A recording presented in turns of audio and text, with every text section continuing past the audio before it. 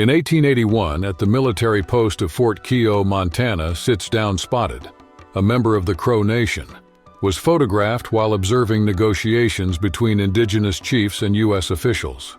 At that time, the Crow served as Army Scouts after the Battle of Little Bighorn, seeking to preserve land and livelihood in the face of advancing federal reservation policies. Image captured in 1872 by photographer Alexander Gardner in Washington, D.C., shows Wakan Ta'i-Shni, also called Wankan Yakia or Wakan Tanin-Sni, Lost Medicine, a member of the Hunkpapa Lakota people. The journey included delegations taken to the capital after post-treaty of 1868 conflicts, when chiefs sought to renegotiate land and preserve the cultural continuity of their communities. In 1900, at the turn of the century, a Navajo shaman was photographed on a ceremonial mission. The silver ornaments, turquoise beads, and long ribbons indicate his position as a hatali, a mediator between the physical and spiritual worlds. The image also documents the moment when the Dine Nation kept the chantways alive, complex healing and balancing rituals on the arid Arizona plateau. Image captured in 1902 by American artist and photographer Carl Wernz shows a young Apache woman with a recently woven rush basket on her back. The scene illustrates daily life on southwestern U.S. reservations in the early 20th century, a time when crafts and agriculture supported the community economy and preserved ancestral traditions.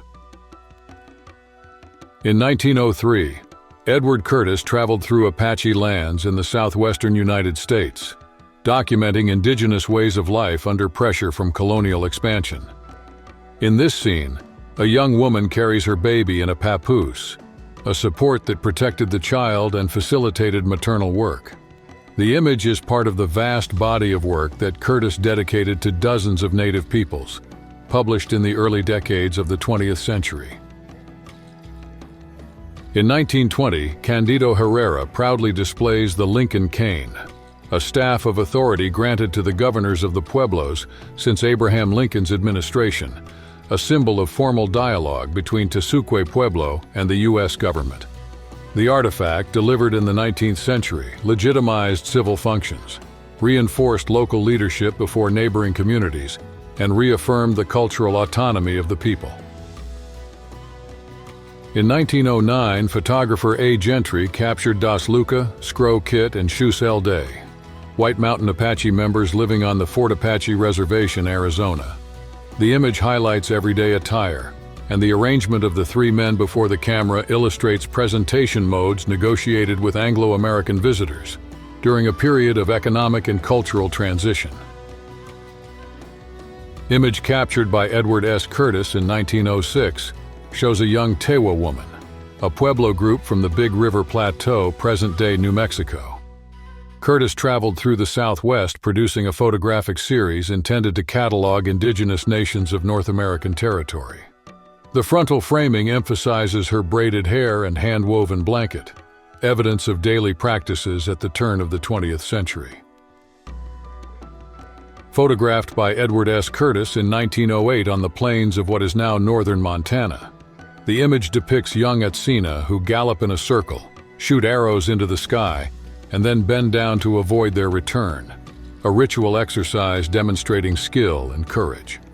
The scene is part of Curtis's extensive campaign to document indigenous ways of life in the early 20th century. In 1894, in what was then Indian Territory, Goncon, a Kiowa Apache man, was photographed at Fort Sill, a military base that served as a control point over various Plains peoples. His attire blends a tribal blanket, a cotton shirt, and a trade kerchief, signs of forced coexistence with military posts and traders after the wars of the preceding decades in that area. In 1881, on the Otto Reservation in Indian Territory, 4 chiefs posed for William Henry Jackson and James Arkakeketa, seated Baptiste Deroyne and Harikara, also known as faraway standing deer or standing buck. Their clothing mixes trade items and ceremonial insignias, signaling the Oto adaptation to colonial encroachment. Photograph taken by F.A. Reinhardt at the turn of the century shows Sitting Bull, Hunkpapa Lakota leader, in the final phase of his public life, after years of resistance to U.S. forces and participation in Buffalo Bill's show. His firm posture and traditional attire evoke his leadership during the Plains Wars and his spiritual importance among his people. In 1924, on the mesa of Sky City, New Mexico, 3 Acoma Pueblo leaders posed for a photographer's lens. In the center, James H. Miller displays the Lincoln cane, an insignia granted in 1863 by the U.S. government confirming the traditional authority of the Acoma people. The 2 men flanking him serve as council captains, responsible for civil and ceremonial matters in the village. In 1905, already elderly and under military surveillance, Geronimo, the Pueblo Apache leader who had surrendered in 1886 after years of resistance in the Southwest, appears alongside 2 U.S. Army soldiers near Ponca City, Oklahoma. At the time, the indigenous leader lived as a prisoner of war at Fort Sill and was taken to public events, where he recounted his story and sold autographs. In 1877, in the Oregon setting still marked by disputes between native peoples and settlers, Chin Chin Wet, wife of Weatat Han, posed in Hot Springs, a place considered sacred by the tribes of the Columbia Plateau. Her posture, clothing, and ornaments reveal the persistence of ancestral traditions, at a time shaped by railroad expansion and the rush for mineral lands. Image of a Crow man on the banks of the Sharp River, around 1900. His attire combines traditional leather garments and beadwork with accessories obtained through the fur trade, reflecting the changes brought by the military presence and the railroad that, since the 1880s, altered hunting and trade routes in the northern plains and the practice of ceremonies. Here is Good-Voiced Crow, an Oglala Lakota elder photographed in 1910, 2 decades after the Wounded Knee Massacre. His presence illustrates the cultural survival at Pine Ridge in the early 20th century, when leaders preserved oral traditions and the memory of alliances formed against the United States railroad and military expansion. The period followed the signing of the Treaty of 1868, which was ignored.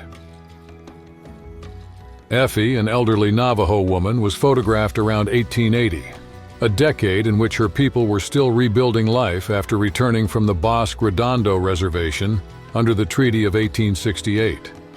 Effie's longevity, possibly exceeding a century, symbolizes the continuity of Dine traditions maintained amid military pressures and settler encroachment in Arizona territory.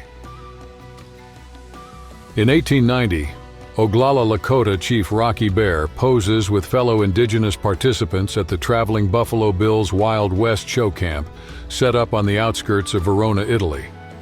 The troupe, celebrated at European fairs and arenas since 1887, presented frontier scenes to curious audiences at a time when the Indian Wars in the United States had ended only a few years earlier.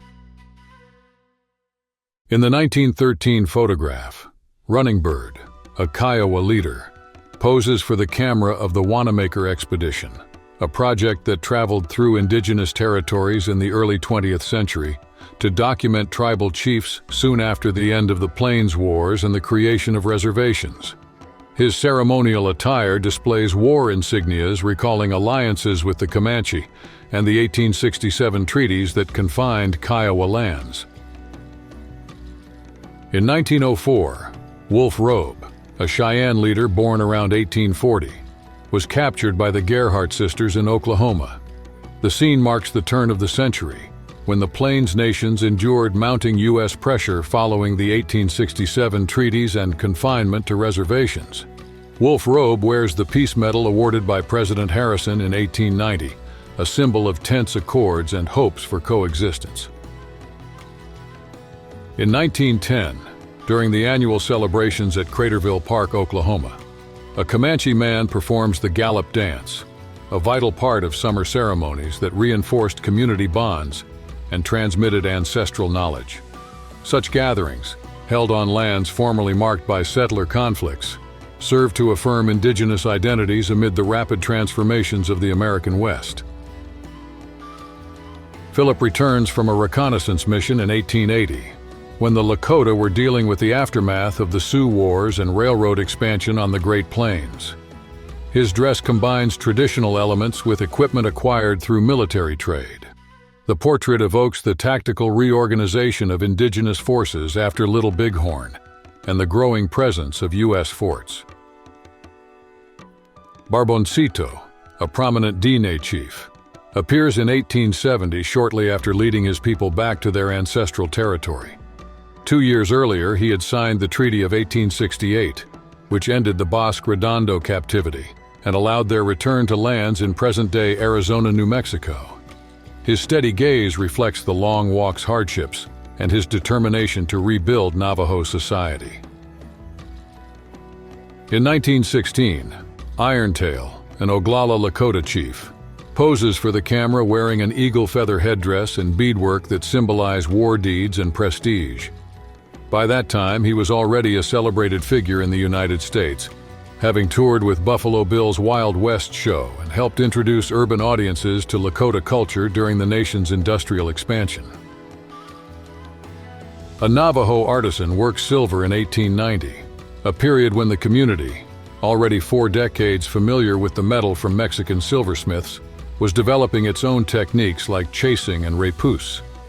Silver and turquoise jewelry became currency at trading posts, and with the arrival of the railroads, a mark of cultural identity in the southwestern United States. Photograph of Ella Deloria, a Yankton Sioux intellectual born in 1889, taken around the 1930s. During this period, Deloria traveled the northern plains, recording oral narratives and compiling Dakota grammars, a body of work that earned her renown as a primary source for scholars of North American indigenous cultures. In 1941, she published Dakota Grammar, the culmination of her research. Kiowa men pose in 1898 before the lens of F.A. Reinhardt in Nebraska during the Trans-Mississippi Exposition, a time when indigenous peoples traveled to fairs and congresses to display their clothing, ornaments, and narratives. The scene offers a glimpse of the post-Plains War era and life on reservations established by the U.S. government. Harry with Horns, a member of the Lakota people of the Rosebud Reservation, South Dakota, is captured by Jesse H. Bratley's lens in the late 1890s, a period of indigenous societal reconfiguration following the 1890 military defeat, and the imposition of fixed boundaries by the U.S. government. His horned headdress signals ceremonial prestige and leadership in times of change. Hand-colored by Roland W. Reed, this photograph shows a young woman of a Plateau tribe around 1905, when Euro-American photographers traveled the Northwest United States, seeking to visually preserve ways of life threatened by rapid railroad expansion and early 20th century economic changes. Her attire indicates the importance of seasonal rituals,